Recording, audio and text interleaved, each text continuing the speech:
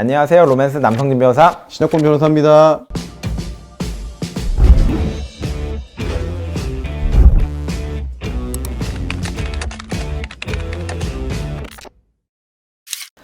요즘 날씨가 너무 좋은 것 같아요. 신 변호사님 주말에 어디 다녀오셨어요? 예, 날씨가 너무 좋아가지고 주말에 가족들하고 남한산성에 꽃구경 다녀왔습니다.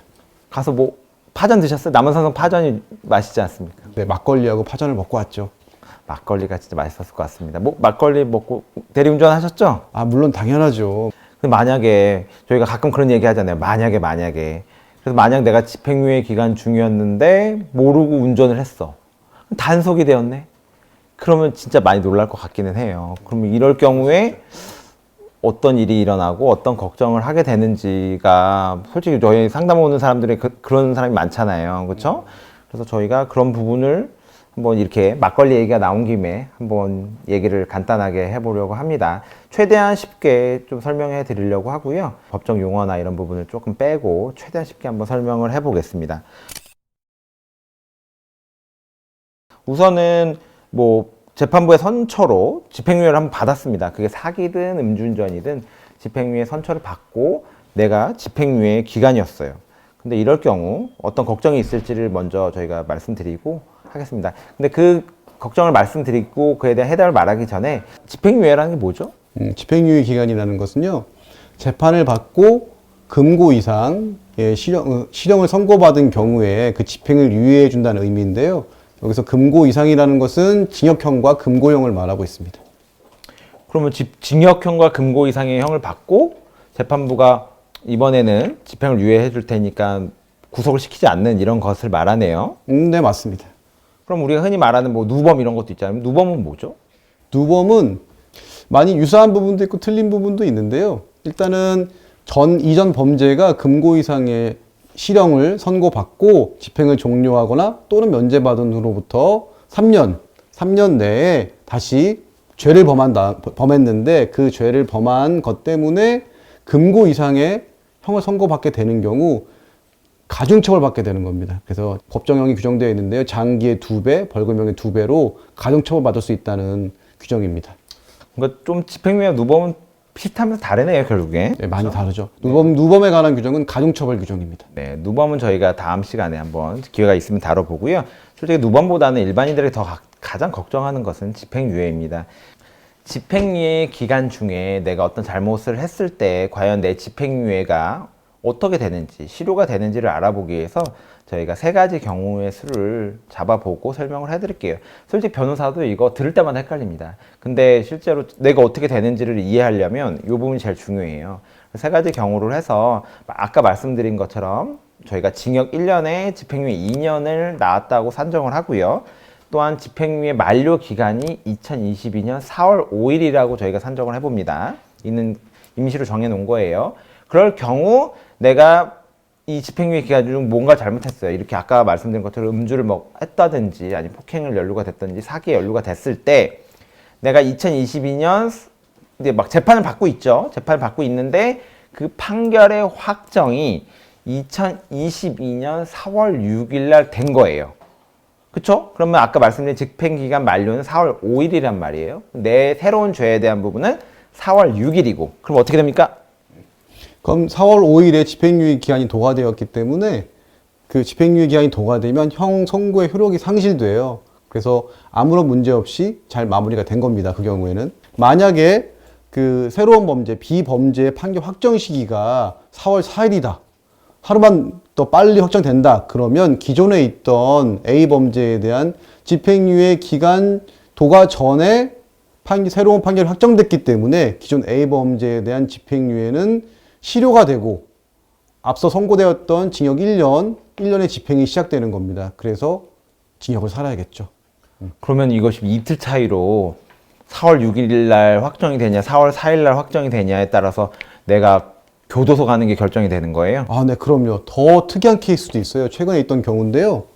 2022년 4월 5일 날 집행유예 기간이 만료되는 시점인데 판결 확정 시기가 잘못하면은 같은 날 4월 5일 확정될 수 있는 상황에 처한 사람이 있었어요. 이 경우에 재판장님한테 이것을 탄원을 했더니 재판장님께서 판결 선고시를 조금 하루 늦춰줬어요. 판결 선고시를 하루 늦춰주면 확정시가 하루 뒤로 밀리기 때문에 말 그대로 집행유예 기한이 도과한 4월 6일 날 확정이 돼서 다행히 그 기존의 A 범죄에 대해서 집행유예 기간이 문제없이 도과된 경우가 있었습니다. 집행유예 기간이 만료가 4월 5일까지니까 결국 4월 5일 밤 12시까지로 산정을 하는 건가 보네요. 그렇죠? 네, 맞습니다. 그렇습니다.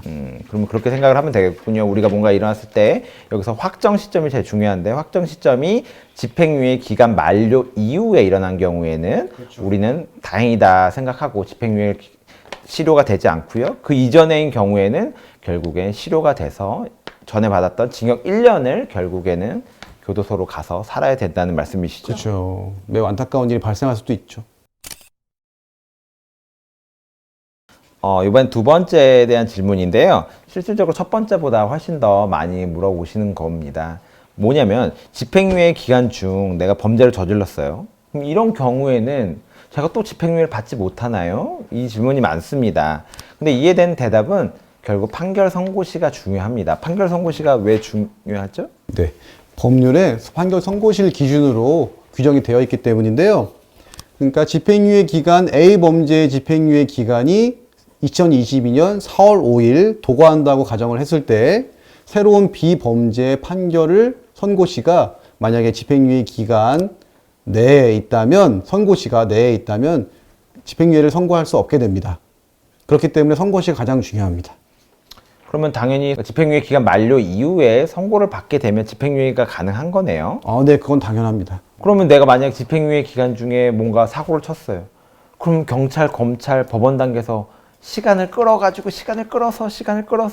집행유예 기간 만료 이후에 내가 선고를 받으면 집행유예 받을 수 있나요? 네, 그건 얼마든지 가능합니다. 실제로 그런 경우도 많이 맞아요. 있고요. 그러면은 저희가 항상 하는 게 그렇게 많이 와요. 저 시간을 어떻게 변호사님 고용하면 수임하면 시간을 끌 수 있나요? 그래서 집행유예 기간 1년 남았는데 이제 경찰 단계인데 경찰, 검찰, 법원 해가지고 저희가 집행유예를 받을 수 있을까요? 라고 많이 여쭤보시는데요. 그걸 저희가 단정할 수는 없죠. 하지만 경찰, 검찰, 법원 1년 정도를 끌는 경우도 있기 때문에 그런 경우에는 아까 예시처럼 집행유예 기간 이후 1심 판결 선고시가 잡히기 때문에 집행유예가 가능합니다.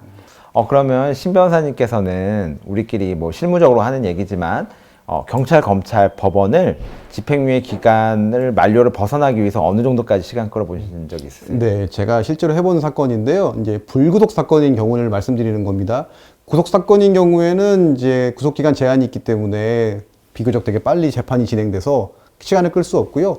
불구속 사기 재판인 경우에 1심 재판만 제가 2년 동안 한 적이 있습니다.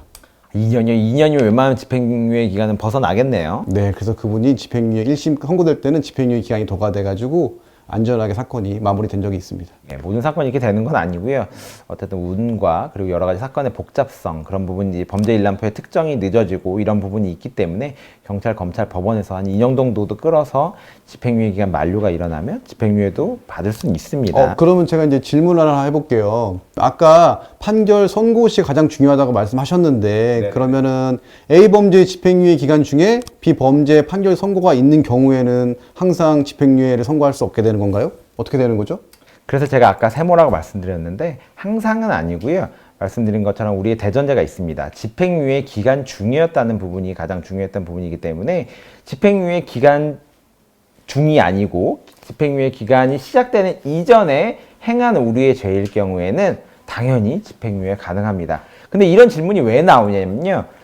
실제로 경찰과 검찰이 그 전에 집행유예 기간 전에 했던 죄가 뒤늦게 인지가 되고 수사가 되는 경우가 있어요. 이런 경우에는 나 집행유예 기간 중인데 경찰서에서 연락이 왔어. 나 이제 수사 중이네. 그러니까 나 집행유예 안 되네 라고 생각하셔서 헷갈릴 수 있어요.